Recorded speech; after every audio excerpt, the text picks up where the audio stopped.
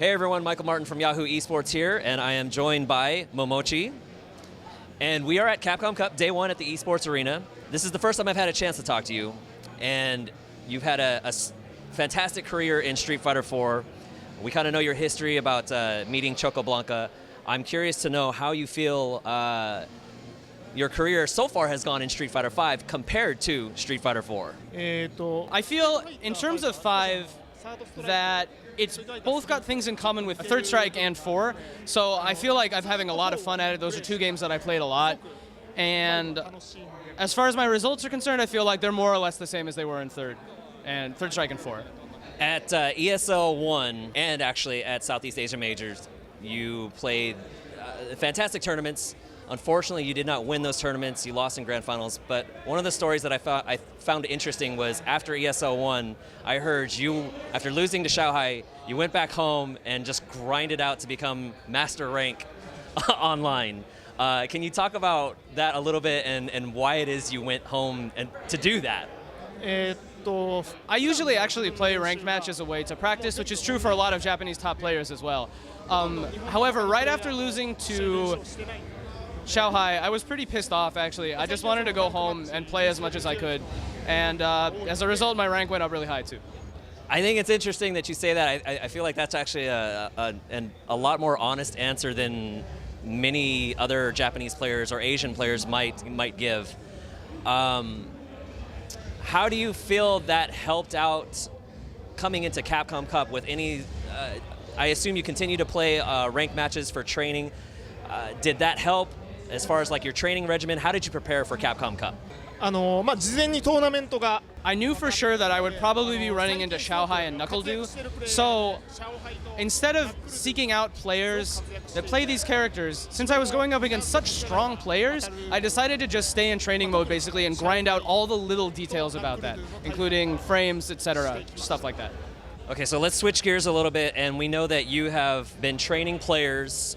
I understand, actually, I've spoken with many Japanese players about this. A lot of the pro players are training younger players, or I guess newer players in Street Fighter to kind of help rebuild the scene, I think, and get more people interested in Street Fighter. Talk a little bit about, I guess, the process and what you're going through with these guys to prepare them to play Street Fighter at a high level. As you may have noticed at Capcom Cup currently, all of the Japanese players are higher up. They're older than usual. Eita's the youngest one, and he's 28. So noticing that there are other players like Phenom and Knuckle-Do who are about 19, 18, we realized that it would be great to have younger players coming in. So as a result, or in order to complete that, we've been training younger players that are as young as middle school age, 14, 15 years old, thinking that maybe in 10 years or even less, like within a few years, they could be top level, kind of like Knuckle-Do or Phenom. More players are getting involved in streaming, not just fighting games, I think in general, and I think it's sort of the idea of building an audience that way. Daigo is doing the same thing. Talk to me a little bit about the idea behind you streaming other games, not just fighting games, and what are the goals there for you?